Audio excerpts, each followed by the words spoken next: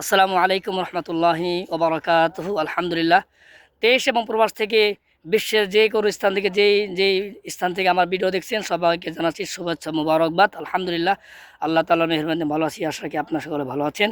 আমি এই মুহূর্তে দাঁড়িয়ে আছি মক্কা নগরীর সেই ঐতিহ্যবাহী ঐতিহাসিক জাবালে সোর পাহাড়ের নিকটে। এটা হলো মক্কা নগরী হাইল হিজরা। এই জায়গাটার নাম হচ্ছিল হাইল হিজরা। হাইল হিজরার স্থানে হচ্ছে সেই ঐতিহাসিক জাবালে সোর পাহাড়। রাসূল আরবি সাল্লাল্লাহু সাল্লাম হিজরত করার প্রতিমধ্যে সিদ্দিক আকবর রাদিয়াল্লাহু তাআলা আনহুকে সাথে নিয়ে যেই পাহাড়ে আশ্রয় নিয়েছিলেন, কাফেররা যে ধাওয়া করছিল, তো যেই আশ্রয়কৃত পাহাড় এটা হলো সেই ঐতিহাসিক জাবালে সোর পাহাড়।